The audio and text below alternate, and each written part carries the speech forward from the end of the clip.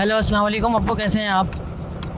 अप्पू, हम लोग जो है ना अपना ये पार्लेस लुटेरे जो होते हैं ना, इन्होंने पकड़ लिया है। और ये मेरी आखिरी हुआ इसे अब क्या पता अब मैं आपसे बात ना कर पाऊँ, क्योंकि ये मारने के लिए लेके जा रहे हैं। मुझसे जो भी गलती हुई मुझे माफ़ कर दिएगा, मुझे माफ़ कर दिएगा और मेरे लिए दुआ करिएगा। सही है, खुदा हाफिज़।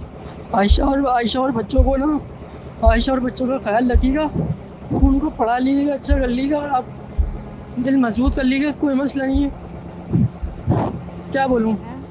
सोचिए उस शख्स पर क्या गुजर रही होगी जिसको पता हो कि अब से कुछ देर बाद उसे कत्ल कर दिया जाएगा। सोचिए उसके बाप पर क्या गुजर रही होगी जिसको पता हो कि उसका लख्ते जिगर अब से कुछ देर बाद कत्ल किया जाने वाला है और वो बेबस है, वो कुछ नहीं कर सकता, वो उसको बचा नहीं सकता, वो वहां पहुंच नहीं सकता। उसकी मां पर क्या गुजर रही होगी जो कि अपने बेटे का वॉइस नोट सुन रही हो जिसमें वो बता रहा हो कि मां अब से कुछ देर बाद उसे मारा जाने वाला है, कत्ल किया जाने वाला है।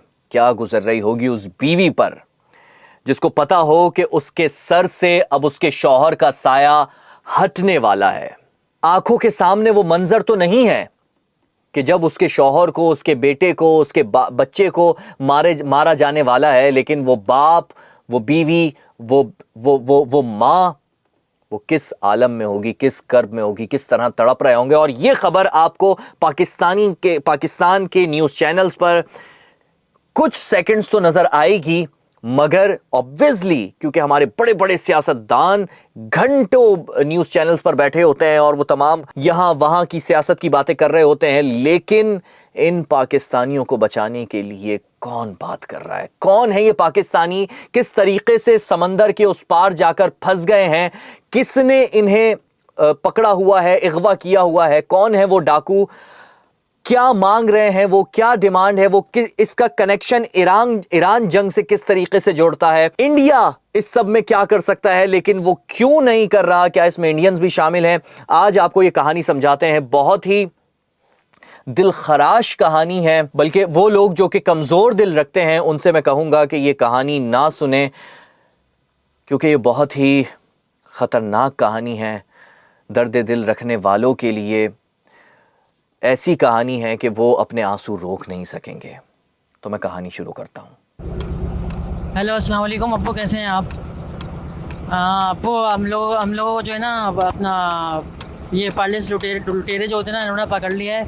और ये मेरी आखिरी हुआ इसे अब क्या पता अब मैं आपसे बात ना कर पाऊँ, क्योंकि ये मारने के लिए लेके जा रहे हैं। ये वॉइस नोट जो मैंने आपको सुनवाया, ये आवाज़ थी अमीन बिन शम्स की, जो कि एक पाकिस्तानी नौजवान है, बल्कि कराची का लड़का है। समंदरी जहाज़ पर काम करता है, अपने घर वालों का पेट पालता है। आज से 9 दिन गुजर चुके हैं, बल्कि 10वां दिन है। आज इन लोगों ने प्रेस कॉन्फ्रेंस भी की। उसके घर वालों ने अभी तक सोमालिया के साहिल के करीब बहरी डाकुओं के कब्जे में है। ये किस तरीके से वहाँ चला गया, कैसे उसको पकड़ा गया, ये पूरी कहानी मैं आपको समझाता हूँ। और पाकिस्तानी हुकूमत ने अभी तक इस पर क्या किया है वो भी मैं आपको बताता हूँ। लेकिन पहले आपको ये जानना ज़रूरी है कि अमीन बिन शम्स है कौन, जिसका ये वॉइस नोट वायरल हुआ तमाम सोशल मीडिया प्लेटफॉर्म्स पर। वो वहां कर क्या रहा था? अमीन बिन शम्स कराची का रहने वाला एक लड़का, अपने माँ बाप का इकलौता बेटा, समंदरी जहाज पर मुलाजमत करता है ताकि अपना घर चला सके। उसकी शादी हो चुकी है, बीवी आयशा है। फोन पर उसके शौहर ने उसको बताया कि कज़ाक यानी कि डाकुओं ने उन्हें मार डालने की धमकियां दी हैं और उन्हें एक अनजान जगह पर ले जा रहे हैं। उसके बाप ने टीवी पर यह कहा है कि वो उनका इकलौता बेटा है और नौकरी के लिए गया था,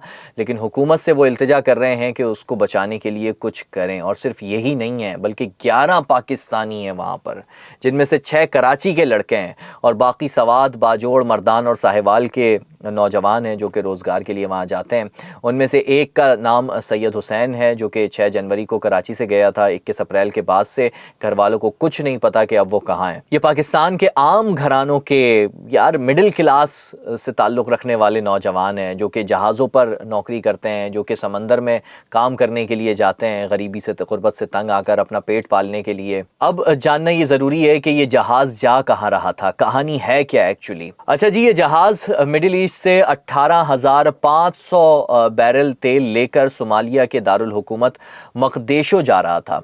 मकदेशो अफ्रीका का एक शहर है, पाकिस्तान से तकरीबन 4000 किलोमीटर दूर है ये शहर, बिल्कुल ऐसे जैसे लाहौर से दुबई का फासला है और फिर उससे भी मज़ीद आगे इतना ही। अब होता यह है कि 21 अप्रैल की रात जहाज़ जो है वो सोमालिया के साहिल से 30 बहरी मील यानी 55 किलोमीटर दूर था।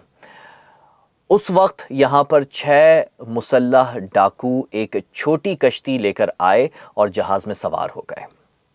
चंद घंटों बाद मज़ीद 5 डाकू इसी तरीके से आए, यानी कि कुल 11 डाकू, और एक बड़ा तेल बरदार जहाज़ उनके कंट्रोल में आ गया, और यानी कि कुल 11 डाकू, और इन 11 डाकुओं ने एक बड़ा तेल बरदार जहाज़ अपने कंट्रोल में ले लिया। इस जहाज़ पर 17 अफराद का अमला सवार है, जिनमें से आई गेस 10 या 11 पाकिस्तानी हैं, 4 इंडोनेशियन हैं, एक भारतीय है, एक श्रीलंकन शहरी है और एक म्यांमार का शहरी भी शामिल है। अभी जहाज़ की जो लोकेशन है वो सोमालिया के साहिल के करीब जाफून और बंदर बेला के दरमियान लंगर अंदाज हुआ है। ये वो इलाका है जो कि अफ्रीका के करीब हॉर्न ऑफ अफ्रीका के पास है। अब बहुत से लोग ये पूछ रहे हैं कि ये बहरी डाकू होते कौन है, किस तरीके से काम करते हैं। बहरी डाकू यानी समंदरी कज़ाक वो होते हैं, बिल्कुल उसी तरह जैसे कि आप कराची की किसी स्ट्रीट से गुजर रहे हैं और आपको कोई मोटरसाइकिल सवार डाकू आकर रोके और आपको लूट ले।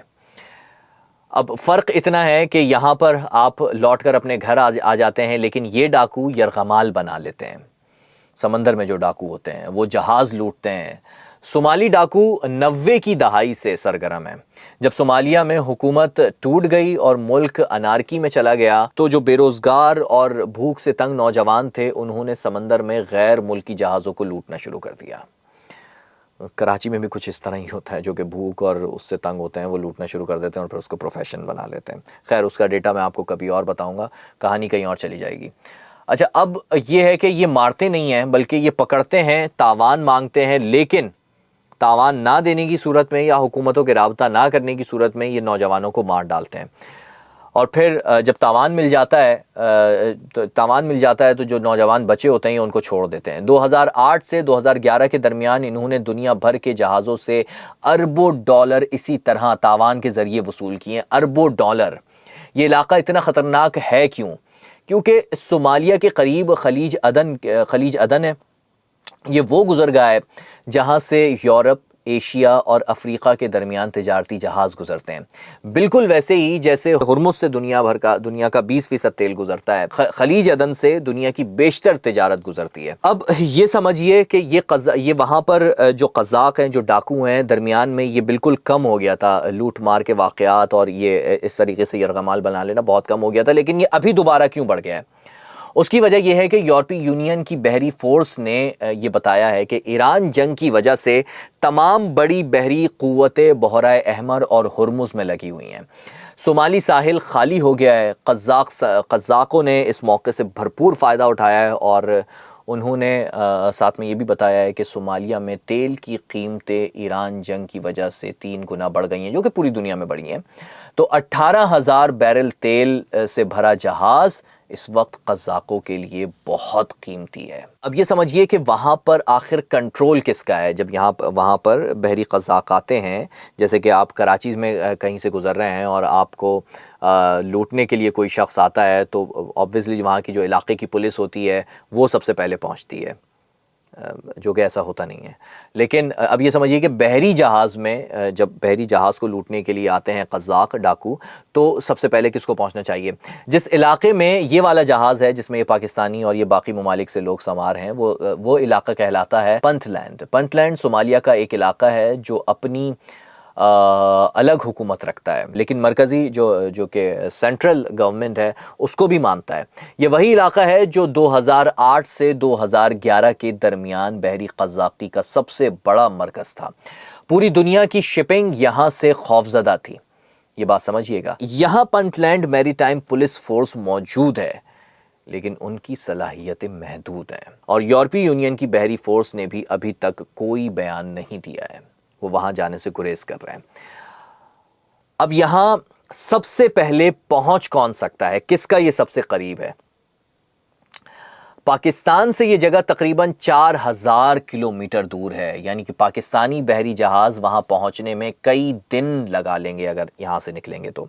सबसे करीब कौन है? सबसे करीब है भारतीय नेवी, کیونکہ بھارت اور صومالیہ کے درمیان بحرۂ ہند ہے اور بھارتی نیوی اس علاقے میں پہلے سے گشت بھی کرتی ہے۔ تو جنوری 2024 میں بھارتی بحری جہاز NIS سمترا نے صومالی ساحل کے قریب ایک آپریشن کیا اور 11 صومالی ڈاکوؤں سے 19 یرغمالیوں کو آزاد کروایا تھا اور ان میں پاکستانی بھی شامل تھے۔ پاکستانی نیوی کا کردار بہت اہم ہے۔ 2010 میں MV سوئز نامی جہاز قزاقوں نے پکڑ لیا تھا۔ اس پر 4 پاکستانی بھی سوار تھے۔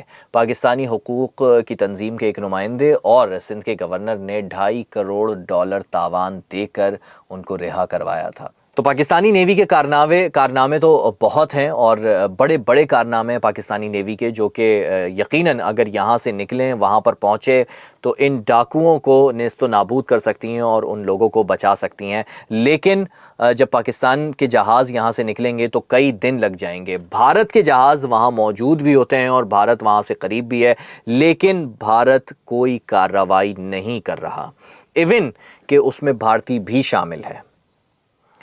اب اس میں کیا عنصر آ رہا ہے؟ بھارت کا کوئی جیلیسی کا عنصر آ رہا ہے پاکستان سے، یا بھارت آبویسلی ایک یہ وجہ بھی ہے کہ بھارتی نیوی بھی بہت کمزور ہے ہم نے بھارتی نیوی کو اس سے پہلے شکست دے چکے ہیں۔ بھارتی فضائیہ کے واقعات بہت مشہور ہیں جو کہ ٹرمپ اس کا بار بار ذکر کرتے رہتے ہیں۔ بھارت کی جو زمینی فوج ہے اس کو پاکستانی فوج کئی دفعہ زیر کر کے دنیا کو یہ بتا چکی ہے کہ وہ ایک ناکام فوج ہے۔ تو یہ ایک بہت بڑا عنصر شامل ہو سکتا ہے بھارتی نیوی کا وہاں نہ جانے کا، کہ ان کو ناکامی کا سامنا کرنا پڑ سکتا ہے۔ لیکن ہاں، اگر پاکستانی نیوی وہاں پہنچتی ہے تو یقیناً کامیابی کے جھنڈے ہی گاڑ کر واپس آئے گی، کیونکہ ایمان کی قوت ان کے ساتھ ہے۔ وفاقی وزیر بحری امور جنید انور کیا کہتے ہیں؟ وہ یہ انہوں نے رپورٹ مانگ لی ہے۔ وہ یہ کہتے ہیں کہ انہوں نے متعلقہ اداروں کو ہدایت کر دی ہے کہ اس معاملے کو دیکھیں، اس کو ریزالو کرائیں۔ کراچی میں جو سندھ کے جو گورنر لگے ہیں نہال ہاشمی، انہوں نے خاندانوں سے ملاقات کی ہے، ان جو ورثاء بھی کہہ سکتے ہیں، لواحقین بھی کہہ سکتے ہیں، ان سے ملاقات کی ہے حکومت کے، کہ انہوں نے کہا ہے کہ حکومت آپ کے ساتھ ہے، لیکن حکومت اسی طریقے سے ساتھ ہے جس طریقے سے ساتھ ہوتی ہے۔ کیسے حکومت بحری قزاقوں سے ان نوجوانوں کو چھڑوائے گی، اس کا کوئی پلان نہیں ہے، ابھی تک کوئی پلان نہیں بنا ہے، کوئی شور شرابہ نہیں ہے، کوئی میڈیا پر جو ہے وہ سناٹے چھا گئے ہیں، حکومت کی طرف سے خاموشی ہے۔ جس کمپنی نے انہیں بھیجا تھا وہ بھی خاموش بیٹھی ہے۔ ایون ہاں، طلحہ انجم جو کہ نوجوانوں میں آج کل اسٹار بنے ہوئے ہیں، انسٹاگرام پر انہوں نے لکھا ہے کہ میں ایک پاکستانی شہری کے طور پر شرمندہ ہوں، حکومت نے اسے دبانے کی کوشش کی ہے۔ ماہرہ خان نے لکھا ہے کہ یہ رپورٹ کیوں نہیں ہو رہا، ابھی تک انہیں سمجھ نہیں آ رہا۔ انہوں نے کہا ہے کہ ہم اپنے لوگوں کے لیے کیا کر رہے ہیں، انہوں نے سوالات اٹھائے۔ دوسری طرف سوات کے نوجوان، باجوڑ کے نوجوان، کراچی کے نوجوان سب سمندر پر گئے تاکہ اپنے گھر والوں کے لیے کچھ کر سکیں، ان کی بھوک مٹا سکیں، اور آج ان کے گھر والے ان کا صرف انتظار ہی کر رہے ہیں۔ خبر آئی ہے، لیکن خبر یہ آئی ہے کہ انہیں بہت جلد مار دیا جائے گا۔ یہ میں نہیں کہہ رہا، بلکہ یہ وہی وائس نوٹ ہے جو کہ امین شمس کا میں نے آپ کو شروع میں سنایا۔ اگر یہ کسی وزیر کا بیٹا ہوتا تو کیا 9 دن لگتے؟ میرا صرف اتنا سا سوال ہے۔ چینل کو سبسکرائب ضرور کر لیجئے گا۔ اگلے ولاگ میں ہو سکتا ہے ہم رات میں اگلا ولاگ آپ کے ساتھ کسی ٹاپک پر شیئر کریں، یا پھر کل دوبارہ حاضر ہوں گے۔ چینل کو سبسکرائب ضرور کر لیجئے گا، لائک کیجئے گا۔ ہم ایک ڈاکیومنٹری لا رہے ہیں اپنے مین چینل پر نیٹ فلکس سے متعلق، جو کہ آپ کو اپنے بچوں کو بچانے کے لیے، اپنے بچوں کے ذہن میں وہ وائرس منتقل ہونے سے بچانے کے لیے جو کہ نیٹ فلکس کر رہا ہے، بہت اہم ہے۔ ضرور دیکھیے گا، شیئر کیجئے گا۔ Thank you so much.